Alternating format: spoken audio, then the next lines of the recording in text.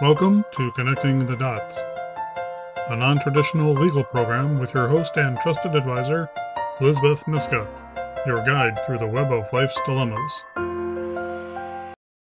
Welcome to another edition of Connecting the Dots. I'm your host, Liz Myska. And today I have a new guest who I am going to let introduce herself, because we know that I will not do well in pronouncing her name. Welcome, guest. Would you introduce yourself? Trust me, you would. I mean, you took a good bet on that earlier. My name is Wairimu Macharia, but you, as I told you earlier, you can call me Nemo.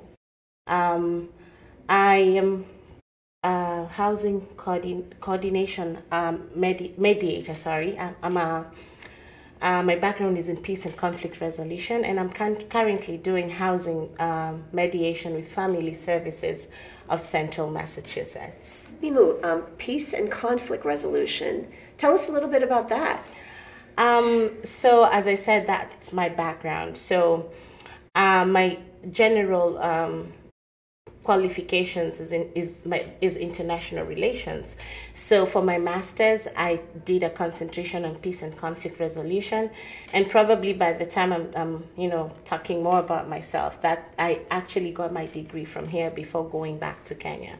So peace and conflict was very dear to me, because by then I grew up in areas with lots of conflict, and I found a need to be that solution.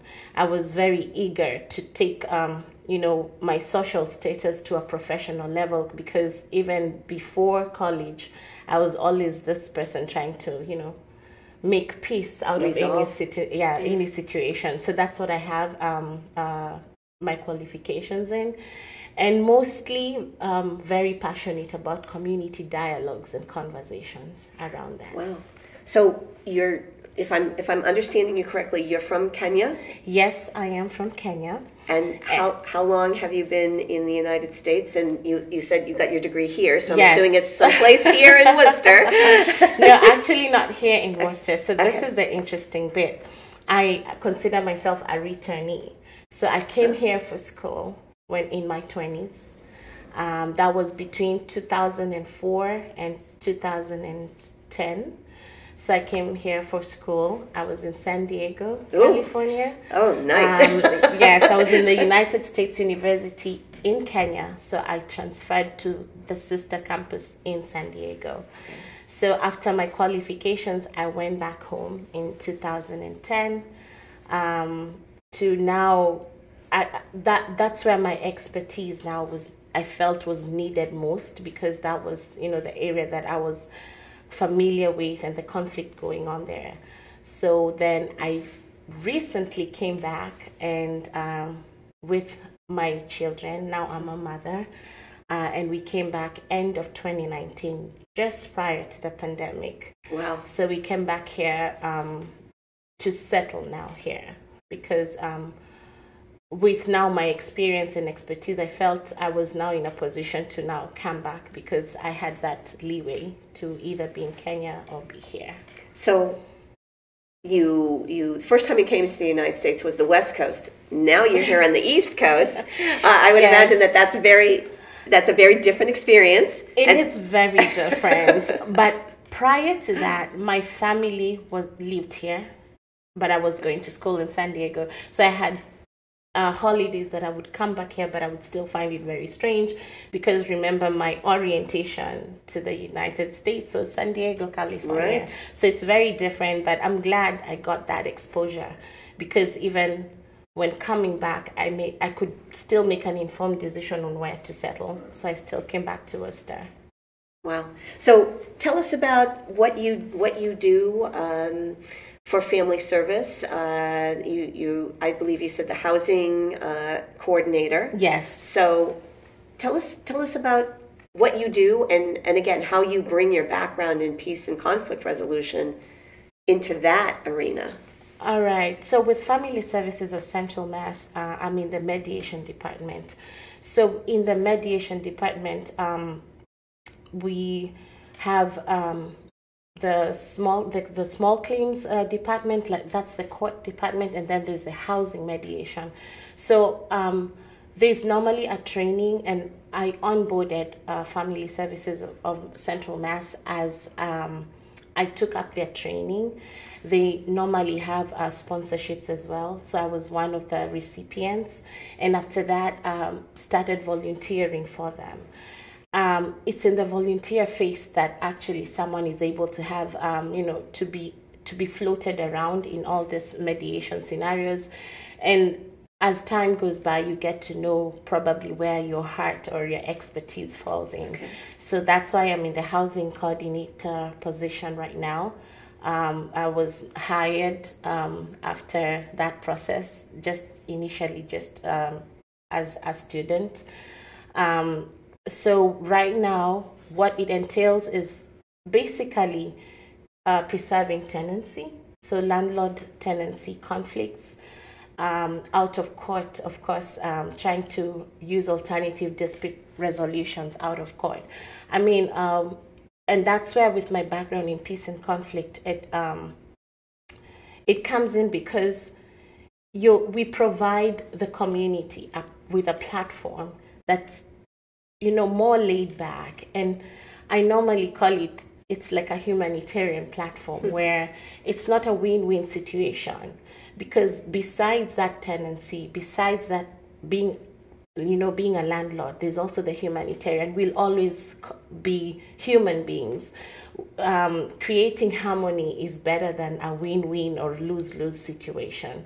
So that's what we basically do at the housing mediation program, where we just try to provide a platform where two human beings can be able to talk and discuss and come up with an agreement mutually, voluntarily.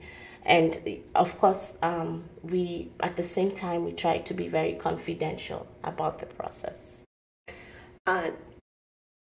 I'm a lawyer, but landlord and tenant issues were a specialty that I did not specialize in.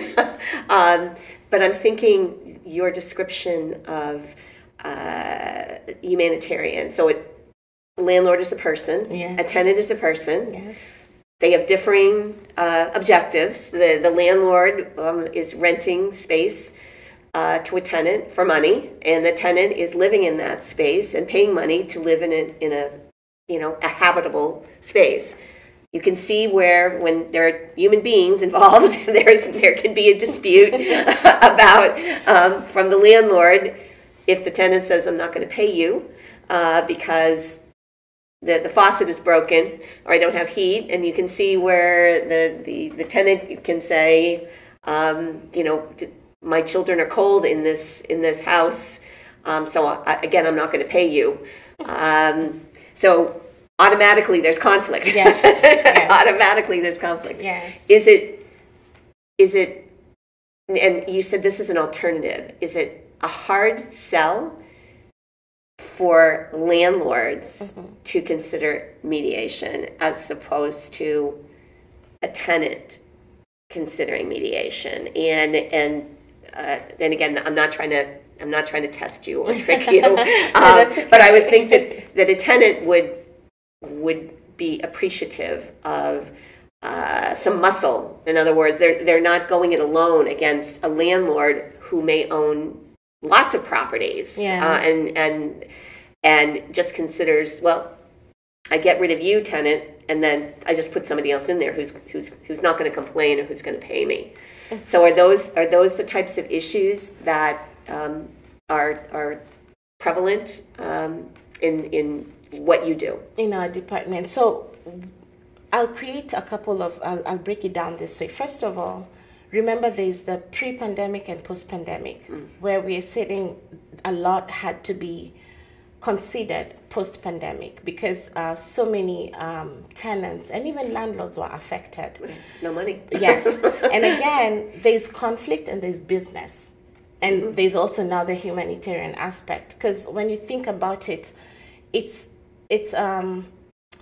about having both parties that are in the conflict come to an agreement. And by the time you're coming to an agreement, it means you have put in a bit of empathy, you have understood each other, and you're getting a common ground where you can work together to come up with a solution, as opposed to I lost and I won kind of situation.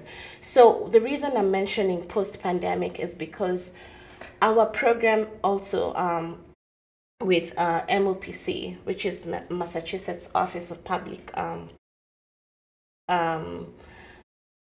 a little brain freeze there. MOPC. MOPC. So with we have a funder, MOPC, and this was also following Governor Baker's initiative post the pandemic, where there was funds available to help both the tenant and the landlord. Yes, there's an issue of tenant preserving tenancy, but remember there's also an issue of landlords also being able to feed their families. So it's exactly. So the same way a tenant has rights, the landlord has rights as well. So with mediation, it is a space where now, rights considered, yes, but rights aside, what can we work around so that we can both be fair to each other? And at times people say fair is relative. I agree, because situations are different.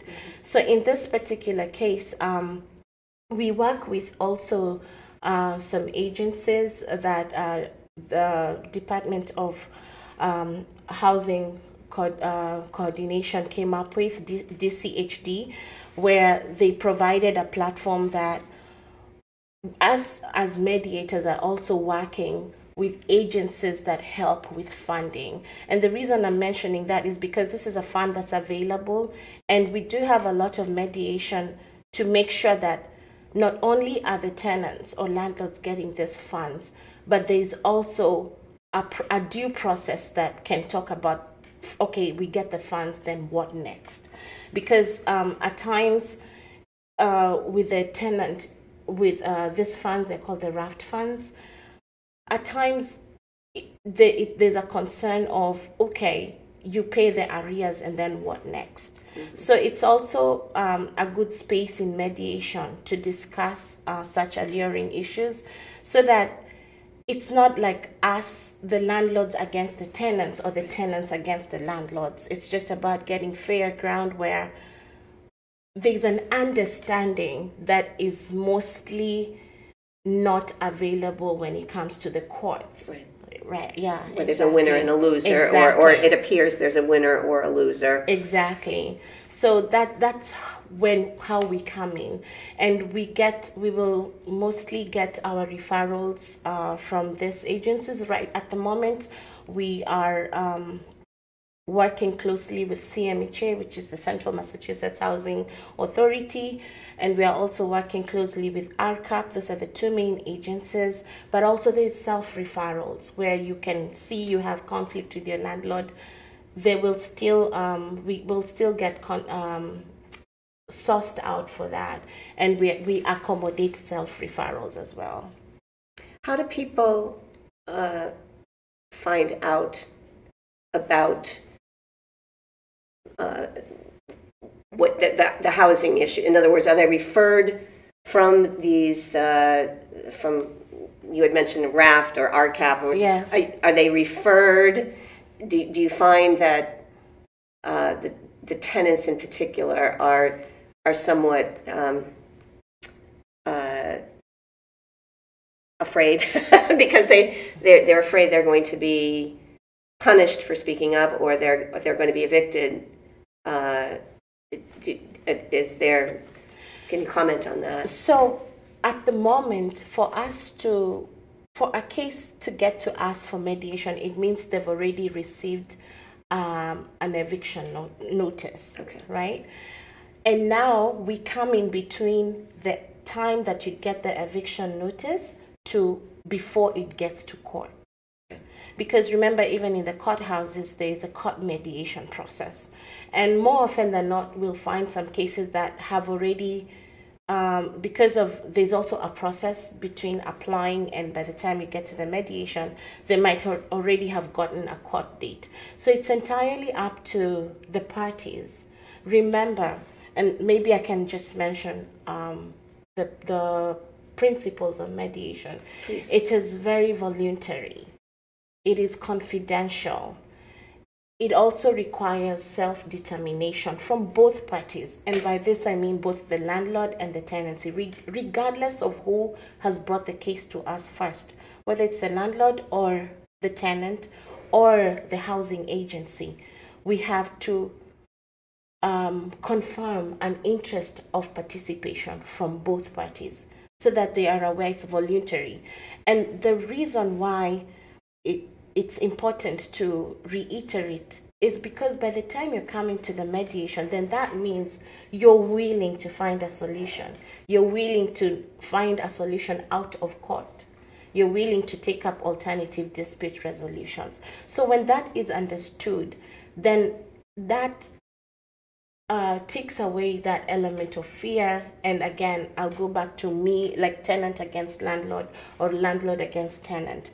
So the only if one party is not willing and does not consider that as a process that's beneficial to them, then we cannot go ahead with that mediation. So already the intake process of mediation already gives that, for lack of a better word, level ground for both parties to understand you're here voluntarily.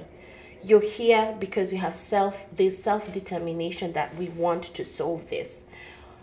Or also we are here because we are feeling like we are better off discussing an issue with a platform provided for us, because maybe they have tried it in the past on their own, but now mediation is a viable option.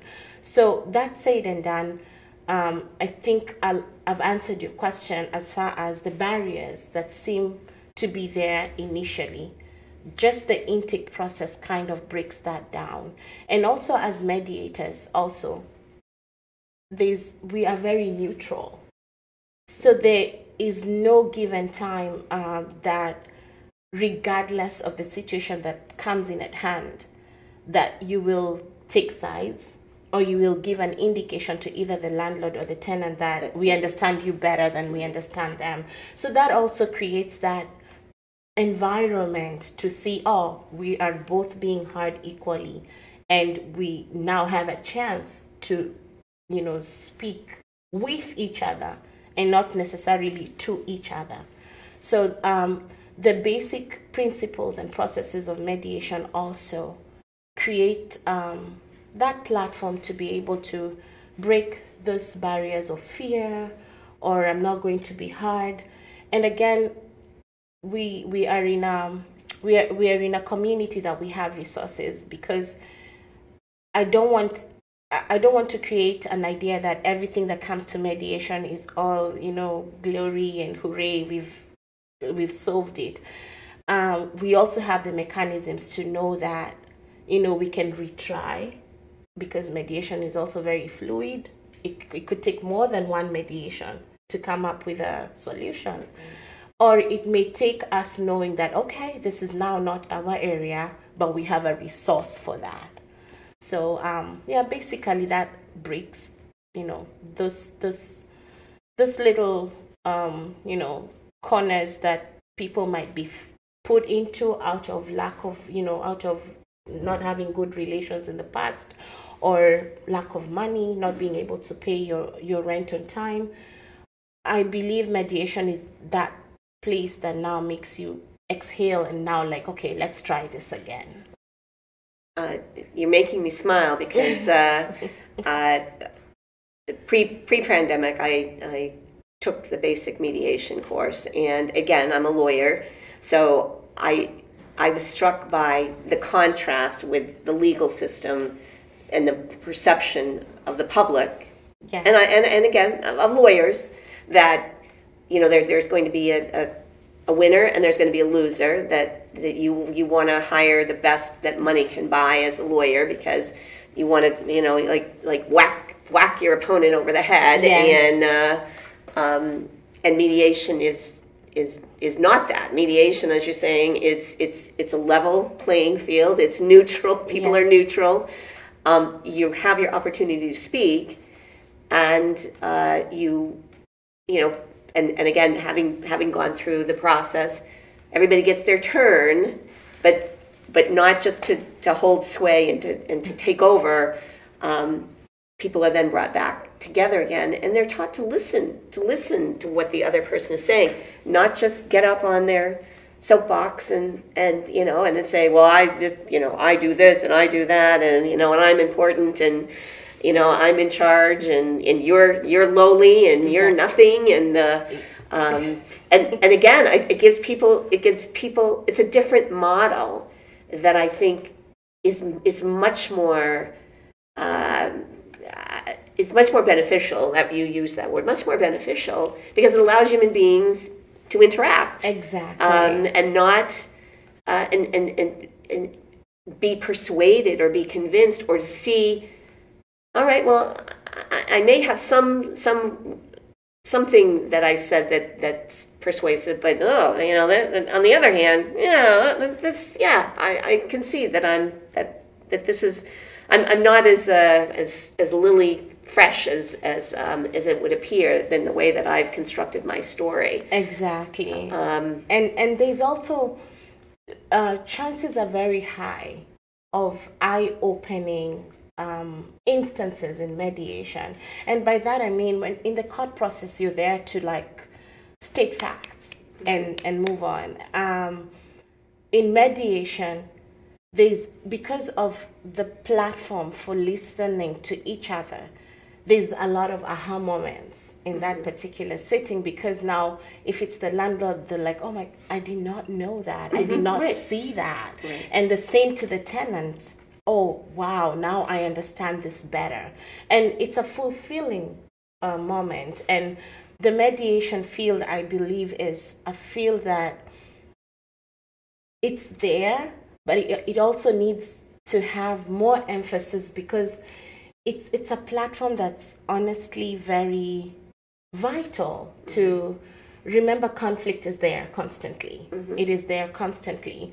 So this platform, for me, is I always consider it as a chance to go through a conflict and still maintain a connection. Right.